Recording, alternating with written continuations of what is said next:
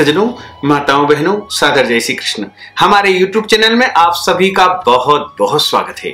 मैं हूं आपके साथ आचार्य धर्मेंद्र शास्त्री।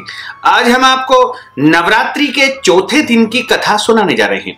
चौथे दिन की जो अधिष्ठात्री देवी होती है उनका नाम है मां कुष्मांडा देवी। भगवती जगदम्बा परांबा ने कुष्मांडा का रूप धारण किया है और भगवती कुष्मांडा की जो कथा है वो नवरात्रि के चौथे दिन सुनना चाहिए तथा कुष्मांडा देवी का पूजन चौथे दिन करना चाहिए। भगवती कुष्मांडा की कथा को आप अंत तक जरूर सुनिएगा और अधिक से अधिक लोगों को शेयर भी करिएगा।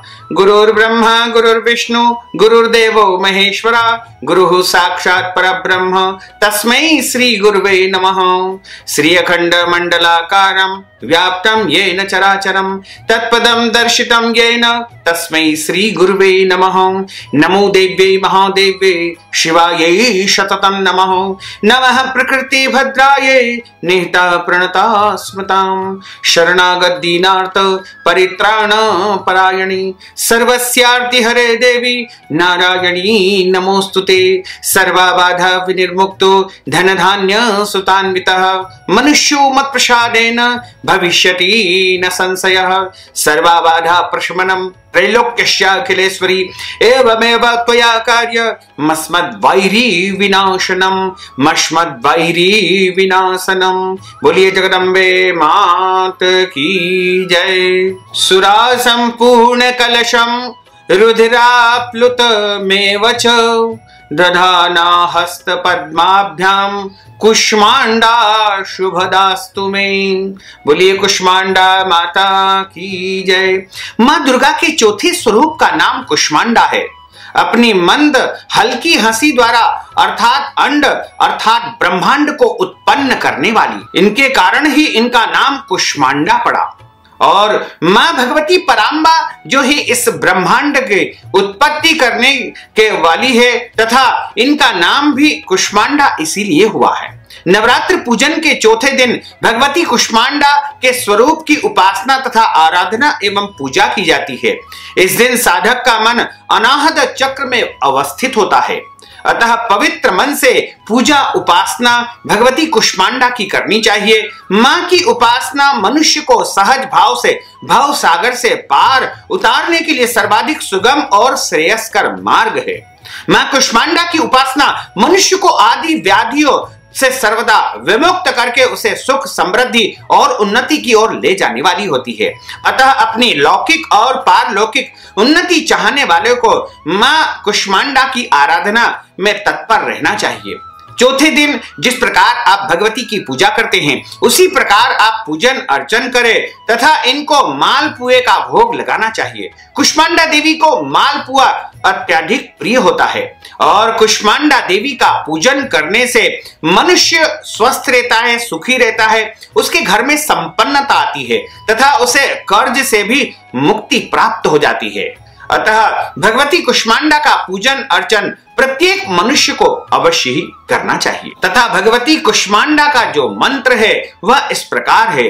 ओम ह्रीं देव्यै नमः, ओम ह्रीं देव्यै नमः, ओम ह्रीं देव्यै नमः।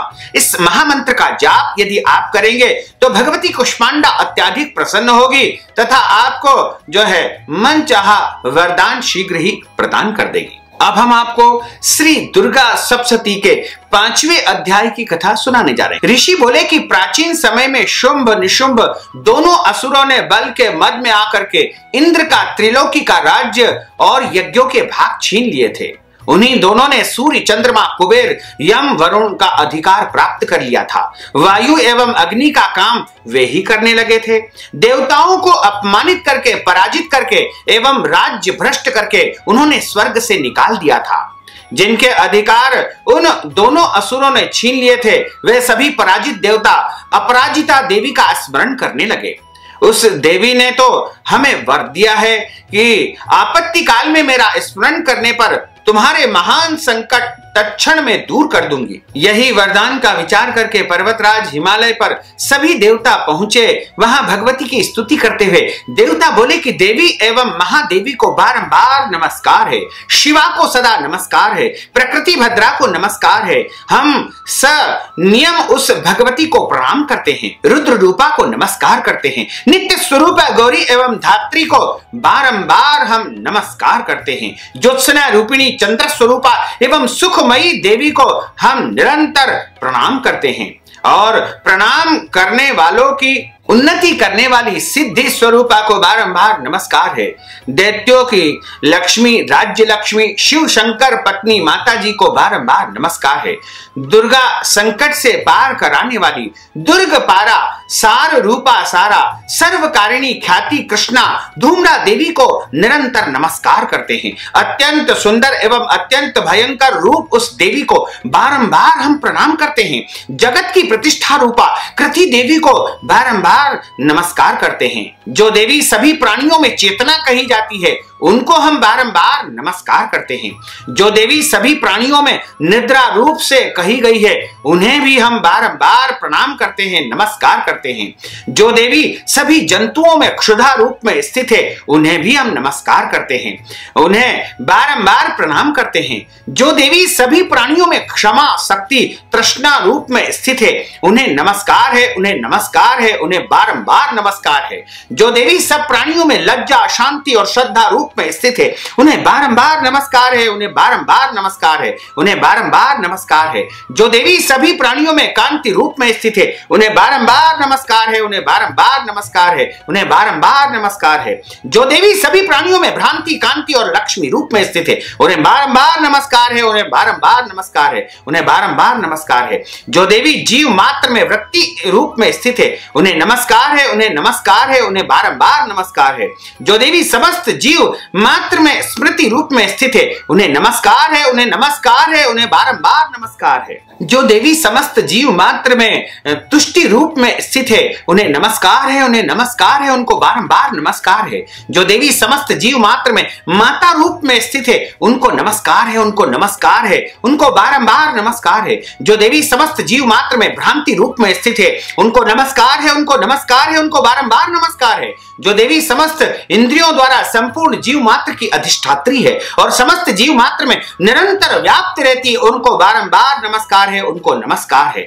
जो देवी इस सारे जगत में व्याप्त होकर के चैतन्य रूप में स्थित है उन्हें नमस्कार है, उन्हें नमस्कार है, उन्हें बारंबार नमस्कार है। प्राचीन काल में अपने मनोरथों की सिद्धि के लिए देवताओं ने जिस देवी की स्तुति की, इसी प्रकार कई दिनों तक सुरपति इंद्र जिनकी सेवा करते रहे, वह मंगल स्वरूपा परमेश्वरी हमारा मंगल करे, हमारा कल्याण करे और हमारी समस्त आपत्तियों को, विपत्तियों को दूर करे। दुष्ट दैत्यों से संतापित एवं संपूर्ण देवता जिस भगवती ईश्वरी को नमस्कार करते हैं और भक्ति पूर्वक नम्रता के स्वरूप मनुष्यों द्वारा स्मरण किए जाने पर उनकी विपत्तियों का नाश कर देती है, वह हमारी भी समस्त विपत्तियों को दूर करे।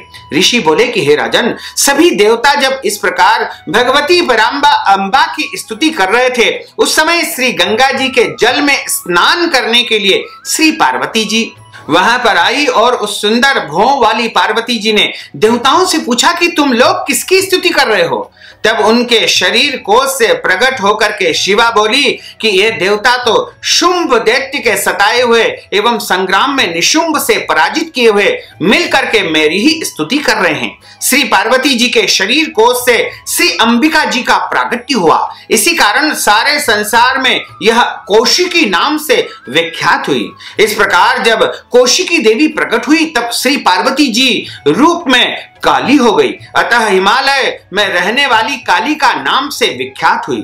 उसके बाद शुंभ निशुंभ के सेवक चंड एवं मुंड ने वहां आकर के उस अंबिका देवी को देखा जो उस समय परम सुंदर रूप को धारण कर रही थी। उन दोनों ने शुंभ दैत्य को जाकर के कहा कि हिमालय को अपनी कांति से प्रकाशित करती हुई एवं परम सुंदरी स्त्री वहां पर बैठी है, वैसा उत्तम परम सुंदर रूप किसी ने भी कहीं नहीं देखा होगा।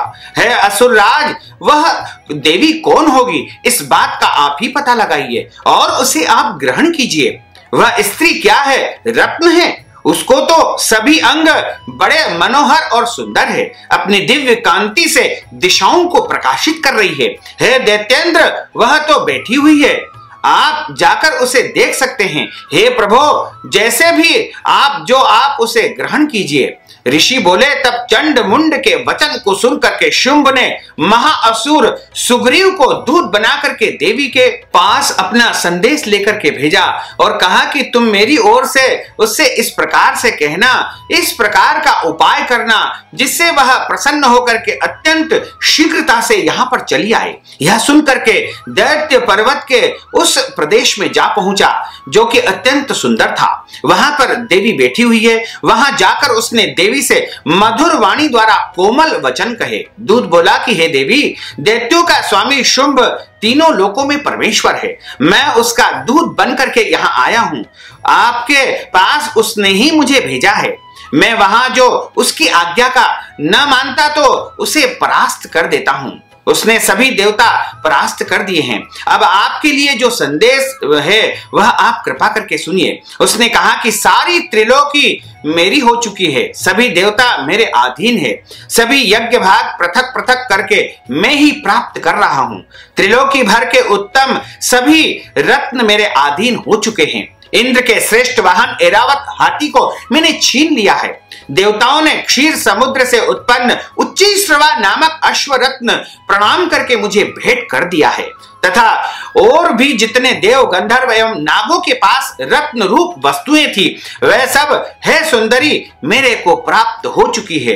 हे देवी, अब तुमको स्त्रियों में एक रत्न मान रहे हैं, इस कारण अब आपको भी हमारे पास आ जाना चाहिए, क्योंकि हम तो रत्नों के भोक्ता है। अब तुम्हारी इच्छा है मुझे अथवा मेरे पराक्रमी भ्राता निशुंभ को, इन दोनों में से किसी को वर लो, क्योंकि तुम रत्न रूप हो। मेरे साथ विवाह कर लेने से तुम्हें अतुल ऐश्वर्य प्राप्त हो जाएगा, पूरा वैभव तुम्हें प्रदान कर दूंगा। वह अपनी बुद्धि के द्वारा सोच लो और अपना विवाह हमारे साथ में कर लो।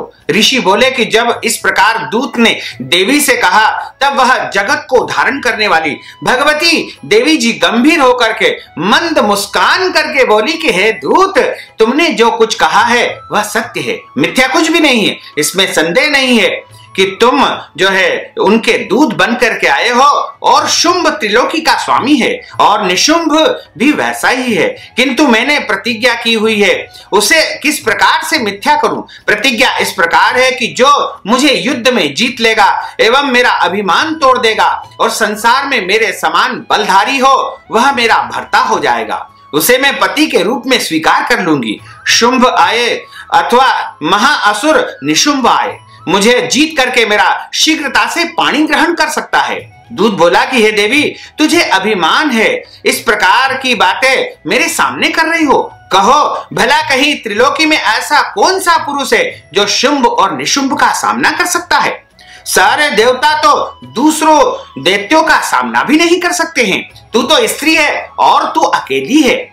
युद्ध भूमि में इंद्रादिक सभी देवता जिस शुंभ आदि दैत्यों के सामने ठहर नहीं सके हैं, भला तू स्त्री उनका सामना कैसे कर पाएगी। इस तरह तुम उनको युद्ध में नहीं जीत पाओगी और तुम मेरे साथ चलने के लिए तैयार हो जाओ, इसमें ही तुम्हारी प्रतिष्ठा रहेगी। अन्यथा जब वो तुम्हारे बालों को पकड़ करके घसीटते हुए ले जाएंगे तो तुम्हारा गौरव नष्ट हो जाएगा।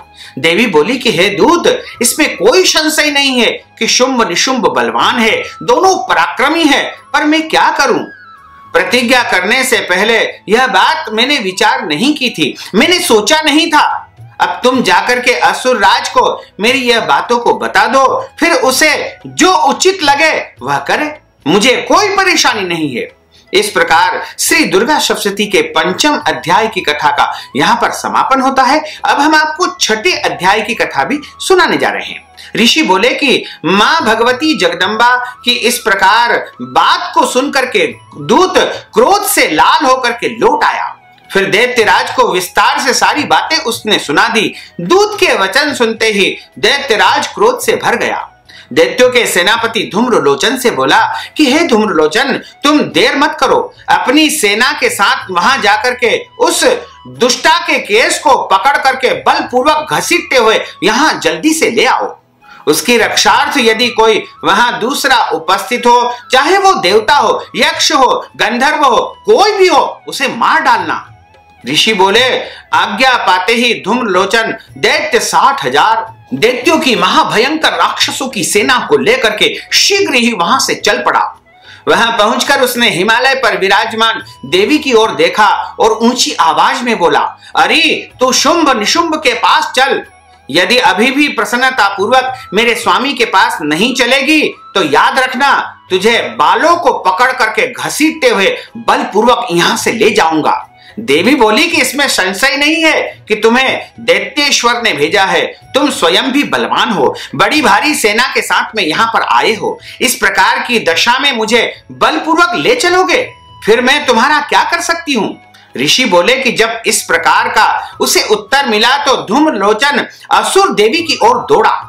तब तो देवी अंबिका जी ने हुंकार के शब्द से उसे भस्म कर दिया। फिर तो असुरों की क्रोध से आई हुई बड़ी सेना तथा अंबिका जी ने दूसरे पर तीक्ष्ण बाण, फरसे आदि बरसाना आरंभ कर दिए। इधर देवी जी का वाहन सिंह भी कुपित होकर के भयंकर नाद करता हुआ, अपने बाल छटपटाता हुआ असुरों की सेना पर उछल पड़ा। उस सिंह ने कुछ असुरों को पंजों से मार डाला एवं कुछ को जबड़ों तथा कई महाअसुरों को नीचे पटक कर दांतों दाढ़ों से विदीर्ण करके मार डाला। कितने एक दैत्यों को तो केसरी ने नाखूनों से पेट फाड़ डाले, कितने एक दैत्यों को तो तल प्रहार करके उनके सिर धड़ से अलग करके मार डाले और अन्य की भुजाएं, सिर आदि उसने काट डाले। इस प्रकार उनको छिन्न भिन्न कर दिए। कितनों के पेट फाड़ फाड़ करके गले के बाल फटखटाते हुए सिंह ने रुधिर पान कर लिया। अत्यंत कुपित हुए देवी जी के वाहन बलवान सिंह ने क्षण भर में ही दैत्यों की सेना क्षय कर दी। देवी जी ने उस असुर धूम्रलोचन को मार डाला। देवी जी के वाहन सिंह ने सारी सेना का नाश कर दिया। शुंभ ने जब यह सुना तो उसे बड़ा क्रोध आया और उसके क्रोध का पारा चढ़ गया और उसके होंठ कांपने लगे। झट शुंभ ने चंड तथा मुंड दोनों दैत्यों को आज्ञा दी कि जाओ उसके बाल खींच करके और उसको यहां पकड़ करके ले आओ। यदि इस प्रकार लाने में तुम लोगों को संशय हो तो उससे युद्ध करना। सभी प्रकार के अस्त्रों शस्त्रों से सारे असुर मिलकर के उसे मार डालो। उस दुष्ट के मर जाने पर, सिंह के भी मर जाने पर जिस दिशा में भी अंबिका पड़ी हो उसे बांध करके अपने साथ शीघ्र लौट करके यहाँ पर आना। इस प्रकार नवरात्रि की चौथे दिन की कथा का यहाँ पर समापन होता है। बोलिए जगदम्बे मात की जय। अच्युतम केशवम राम नारायणम कृष्ण दामोदरम वासुदेवम हरे श्रीधरम माधवम गोपिका वल्लभम श्री जानकी नायकम श्री रामचंद्रम भजे। जानकी मनोहरम सर्वलोक नायकम श्री शंकरादि सेवितम पुण्य नाम कीर्तनम श्री राम राम राम राम राम नाम तायकम। राम कृष्ण वासुदेवा भक्ति मुक्तिदायकम। राम कृष्ण वासुदेवा भक्ति मुक्तिदायकम। राम कृष्ण वासुदेवा भक्ति मुक्तिदायकम। बोलिए जगदम्बे मात की जय। भक्तजनों, माताओं बहनों, आपने जो ज्ञानवर्धक कथा सुनी है, कथा सुनने के बाद यदि आप कथा का संपूर्ण पुण्य फल प्राप्त करना चाहते हैं या मंत्र जाप अनुष्ठान पूजन पाठ संपन्न करवाना चाहते हैं या फिर कन्या भोजन के निमित्त दान स्वरूप धन राशि आप यदि प्रदान करना चाहते हैं तो हमारे पेटीएम के माध्यम से, गूगल पे के माध्यम से, फोन पे के माध्यम से या अकाउंट नंबर के माध्यम से सीधे सीधे धन राशि आप हमें पहुंचा करके महापुण्य लाभ प्राप्त कर सकते हैं। साथ ही आपसे अनुरोध है कि इस ज्ञानवर्धक वीडियो को अधिक से अधिक लोगों को शेयर करिएगा, लाइक करिएगा, कमेंट करिएगा और यदि अभी तक आपने सब्सक्राइब नहीं किया तो अभी और इसी समय सब्सक्राइब अवश्य कर लीजिए। आपको और आपके परिवार को सादर जय श्री कृष्ण, सादर जय माता दी।